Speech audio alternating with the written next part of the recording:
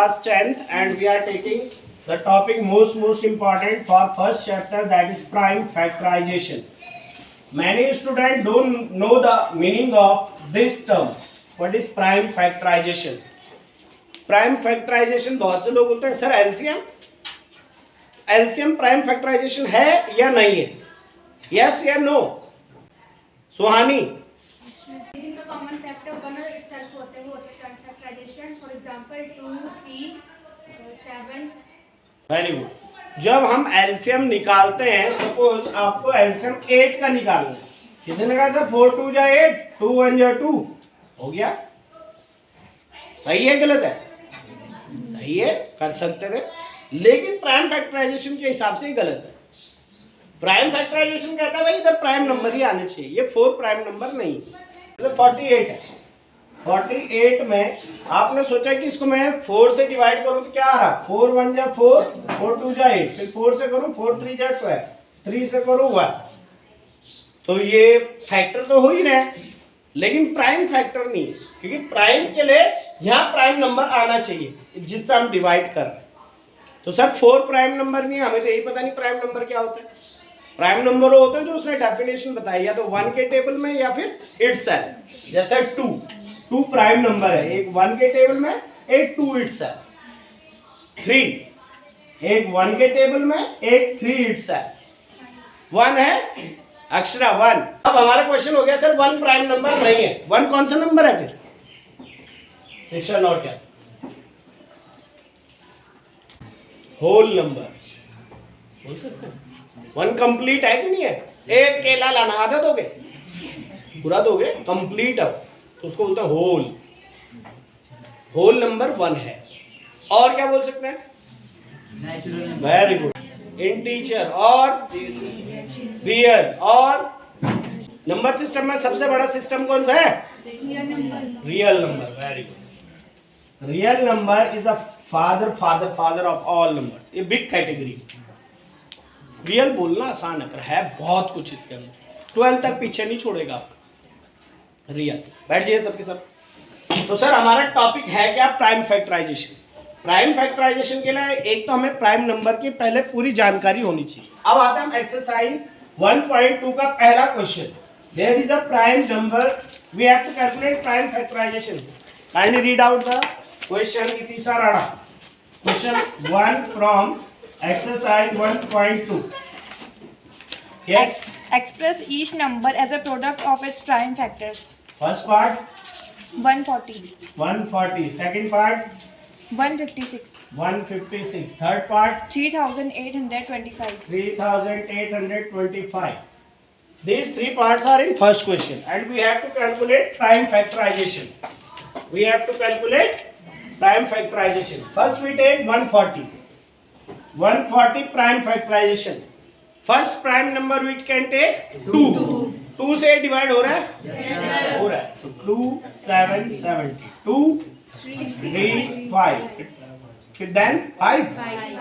Then 7. Then क्या ये prime number है सब? Yes, sir. तो दिस इज प्राइम फैक्टराइजेशन. इसीलिए इसका नाम प्राइम फैक्टराइजेशन. प्राइम नंबर होने ही होने चाहिए. You can write prime factorization of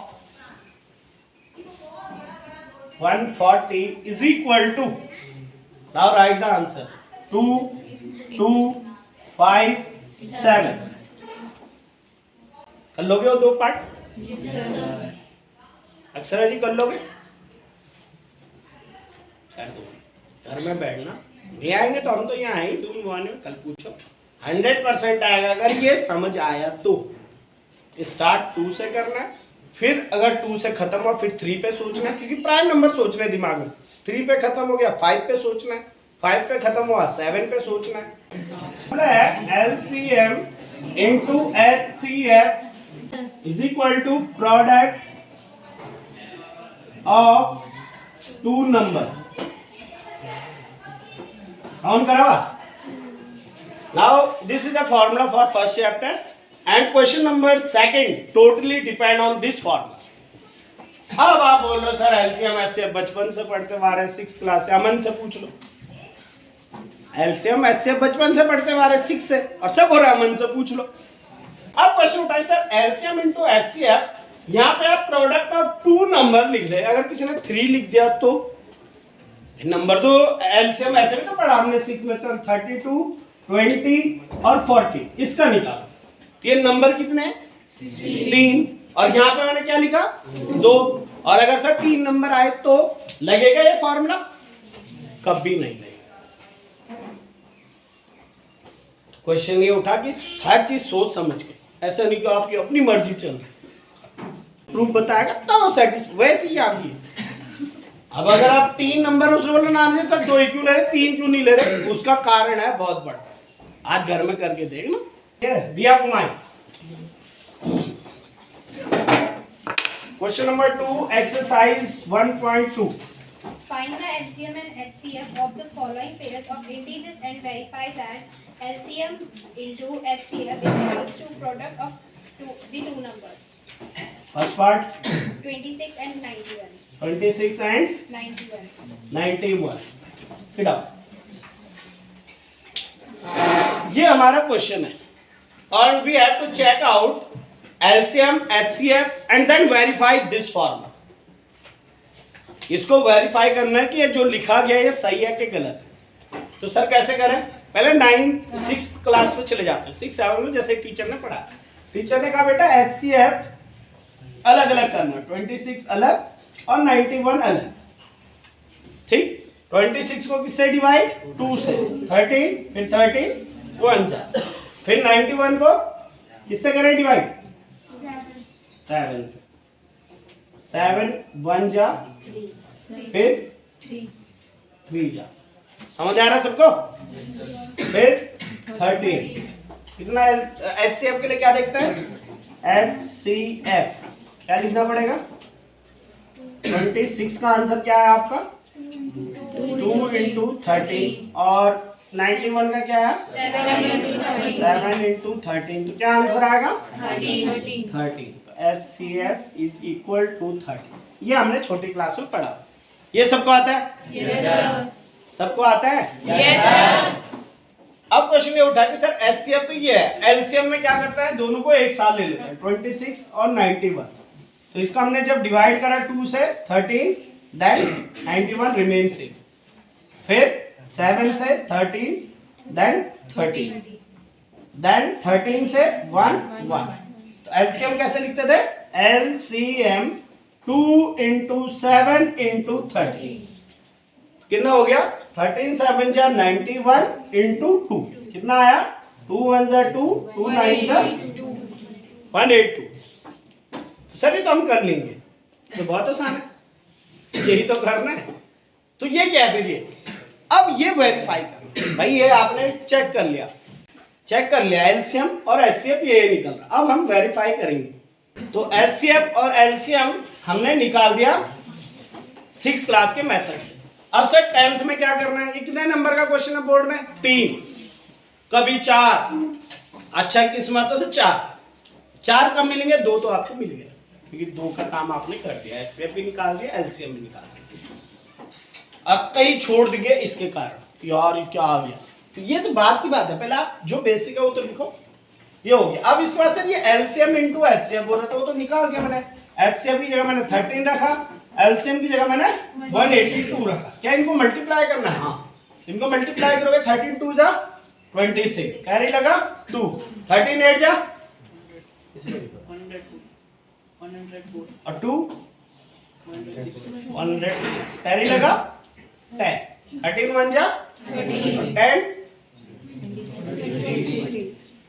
सही है ना? अब क्वेश्चन उठा कि सर ये आंसर प्रोडक्ट ऑफ 2 नंबर आ रहा, जो 2 नंबर टीचर ने दिए आपको 26 और 91, क्या इनका प्रोडक्ट भी ये आ रहा? अगर आ रहा तो सही है आपका आंसर, नहीं आ रहा आप गलत हो। ये प्रूफ करा, ये तो सही हो गई हो। ठीक, अब चेक कर लेते हैं। 1 6 जा 6, 1 2 जा 2, 9 6 जा 54, एरे लगा 5, 9 2 जा 18 और 5 23, ऐड करा 6 2, आ रहा क्या? आ रहा? ये 2 3 6 6 इसका भी आ रहा मल्टीप्लाई और इसका भी आ रहा मल्टीप्लाई। तो सर हमने पेपर में कैसे लिखना है, आपने इधर का यहाँ लिखना है, ये जो मैंने मल्टीप्लाई करा इसको भी आपको ऐसे लिखना चाहिए था 26 × 91 और रफ में करके डायरेक्ट 2 3 6 हैंस वेरीफाइड। लास्ट एक वर्ड लिखना है हैंस वेरीफाइड। समझ गए इतनी बात? समझ सबको आ रहा? Yeah, now start with question number 5 from exercise 1.2. Question number 5 read out by Per Prakash.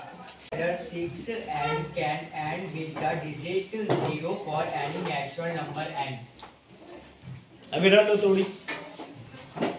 Check whether 6 raised to the power n can end with the digit 0 for any natural number n. Jiya Kirsali. Check whether 6 to the power n can end with the digit 0 for any natural number n. Very good. ये कह रहा है check whether 6 की power n ends with digit 0 ends with digit 0। क्या इसके and में 0 आएगा? तो किसी ने कहा सर 6 की पावर 1 रखो, तो आंसर आया 6, सर 0 तो आएगा। किसी ने कहा सर 6 की पावर 2 रख लो, तो 6 × 6 आंसर आया 36। अब भी 0 नहीं आया। सर 5 रख लो, 3 रख लो, 4 रख लो, आएगा नहीं आएगा? जो इंफिनिटी तक कहीं कोई नंबर आ सकता है या नहीं आ सकता? ये तो हम 2 3 4 ही सोच रहे हैं। अगर हमने बहुत बड़े बड़े नंबर सोचे, कभी आ सकता है या नहीं आ सकता? किसी का एंड अगर आप 0 पे चाहते हो ना किसी भी नंबर का, तो उसमें 1 5 और 1 2 होना चाहिए। 1 5 और 1 2 होना ही होना चाहिए कंपल्सरी। और सर 5 10 है, 5 तो 10 है, लेकिन 2 1 अब हो सकता है? हाँ अब हो सकता है। बोल देना बस, एक ही कंडीशन है 1 2 और 1 5। ज्यादा हो आपकी मर्जी, आप करोड़पति हो अलग बात, पर मुझे 1 5 और 1 2 चाहिए, मैं 0 कर दूंगा। ऐसे कैसे हो रहा है? मैजिक है कोई? कुछ मैजिक नहीं। 5 2 जा 10, 10 के पीछे क्या है? 0। अब सर 2 हो गए, 5 2 और 2 2। 1 5 और 1 2 से 1 10 बना, 1 5 और 1 2 से 1 10 बना, और दूसरे 5 और दूसरे 2 से क्या बनेगा? दूसरा 10, तो 10 × 10, तो 10 और 10 से 2 0 है। अगर सर 3 5 और 3 2 हुए तो अब क्या बनेगा? क्या आंसर आएगा? डायरेक्ट दिमाग से सोचो ना फटाफट। 10 आएगा 3 बार तो क्या आंसर आएगा? 1000। और सर अगर 5 4 बार और 2 4 बार हुआ तो? अपने बड़े भैया को जो अच्छा टैलेंटेड है उसे लिख दो 2 10 और 5 10। बता भैया क्या है? बोलोगे 1 के पीछे 10 0 कर लेगा, कैलकुलेटर में कर। ऐसे क्वेश्चन लॉजिकल देगा। अब इसको कोई बच्चा बेचारा जिसको मैंने मैथ्स रटना सिखा रखा ना, वो घिसता रहेगा 2 2 5 बार 5 10 10। अरे 1 सेकंड मिनट में टाइम मिल रहा तुम्हें करने के लिए, लॉजिक मांग रहे हो आप। तो ये 10th एनसीईआरटी बुक भी बहुत कुछ है अगर आप पढ़ना चाहो। फैक्टर में 6 के फैक्टर में 2 तो आ रहा, मैंने कहा भाई 2 और 5 चाहिए मुझे 0 लाने की। अब 2 तो आ रहा पर 5 नहीं आ रहा। सर आपने तो एक ही 6 देखा, आप 6 की पावर 2 तो देख ही नहीं रहे। तो भाई जब एक 6 में 2 और 3 आया तो दूसरे 6 में भी क्या आएगा? 2 और 3 ही आएंगे यार 6 में, वो बदल ही नहीं रहा। तो मैं क्यों लो जाता जब मुझे पता 5 कोई भी नहीं दे पा रहा। अब 5 चाहिए ही चाहिए, एक बार चाहिए बस। और सर मुझे इतनी बार 5 चाहिए, एक बार 5 एक बार 2 आ गया ना, काम बन जाएगा। जैसे अब 99 है और पीछे 1 5 और 1 2 है, इसके पीछे तो 0 है नहीं, पर ये 5 दूनी 10 होगा तो 10 इसको क्या पीछे क्या लगा देंगे? 0। तो आंसर क्या आएगा? 990। हमें तो लास्ट में चाहिए 0। मैं समझ आ रही बात? yes, 0 लाने के लिए क्या चाहिए? 5 बस ये सीख गया, आप बहुत बड़ी बात सीखा। और ये क्वेश्चन सबसे टफ था उन बच्चों के लिए जो आज अपसेंट। अब उनसे पूछना कहना यार ये बताइए एंड विद 0 कैसे निकालेंगे? इसमें करना क्या है, पेपर में कैसे लिखना है? 6 की पावर 1 ये लिख दिया 6 36। 3 को भी सॉल्व करना अगर चाहते हो तो। और इसका आंसर क्या आना चाहिए? 6 6 जा 36, 6 3 जा 18 और 3 21, फिर डॉट डॉट डॉट और 6 की पावर है, ये हमने नीचे छोड़ दिया। अब हमने इसके बाद लिखना है देखिए एक्सपेंशन ऑफ 6 की power n, the expansion of 6 की power n have no factor, no n over है, have no factor of 5